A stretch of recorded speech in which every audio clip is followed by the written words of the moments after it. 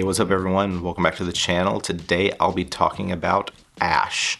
So this is a movie I first heard about through South by Southwest of this year. Unfortunately, I wasn't able to attend, but I saw that this did premiere there. So I saw very little chatter about it other than people that got to see it there. I even avoided the trailer.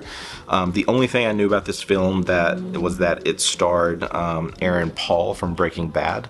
So let's get into Ash. So this is by director Flying Lotus, which I looked at his other movies he's directed. He has directed a VHS movie. He also composes all of his work and he acts in them as well. Now, so Ash. This movie is a mixture of sci-fi and horror, and watching this movie, knowing very little about it going into it, you can definitely see where a lot of the inspiration takes place from movies like Alien or The Thing. It's even feels like a video game movie at moments. But Ash follows a group of astronauts as they have embarked to find a new planet which looks to be livable, breathable. But once they get there, some strange things happen. We're primarily following two people, one of being Brian, which is by Aaron Paul, and Raya, which is by Isa Gonzalez. Primarily following her as she's trying to piece together what's happened to her crew, because she wakes up seeing these weird visions of monsters, I guess. I don't know, very bizarre, creepy things. And she's trying to go back and play and figure out what went on that got her to this position, because she's finding crew members are dead. She's having these strange visions. Not really sure what's going on. Eventually, Brian comes back, which is another crew member they were in communication with, because they're on this planet while there is a shuttle going through space, and when they go into alignment is when they can interact with one another, or that's how they're gonna essentially get out of this planet.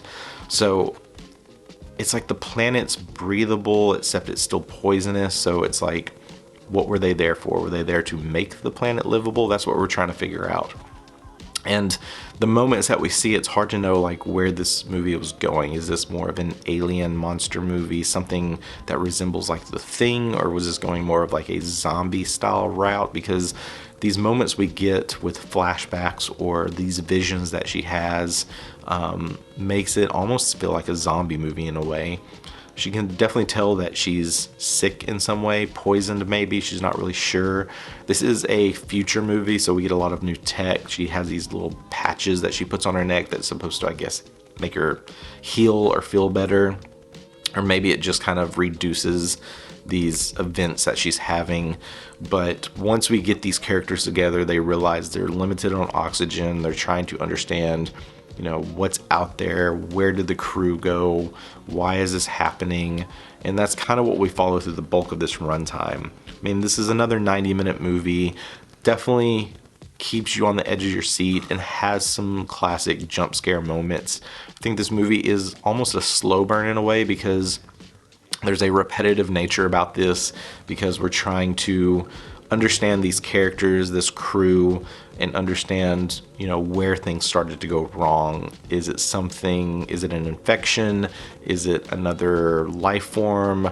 We don't really know. We're trying to watch this, so we get a lot of back and forth about what's currently happening with our two characters versus, the flashbacks of when all the characters were together, when they landed on the planet. There are some very artistic moments about the planet, of when they're walking out and looking at the sky, and just how this planet essentially is it a living planet, or what's really going on. And don't want to get into any spoilers, but it's, once you get into that third act and you understand what's at play, things start moving and making sense. And some very interesting dialogue moments near the end as well. I mean, I think for merging horror and sci-fi together, this is a very brave approach. It's a very intriguing movie. I think it's a little distracting, because you can definitely tell this is paying homage to so many other movies, and even space video games like Dead Space. So, it kind of takes you out of the experience. And I think the styling of this movie, I believe this is going to air on Shudder, so it should be on Shudder within a few months, but it definitely has a streaming feel to it versus more of a lot of theatrical releases that we see. I don't know if that deals with the editing, the post, how it's color graded. I'm not sure. There was something about it that just kind of took me away as well. It felt a little bit more, had more of a straight to streaming feel. Not to be so negative on that. I'm like glad this movie got a theatrical release. I want movies to get theatrical releases, but there was something about that that just kind of took me out of the full experience.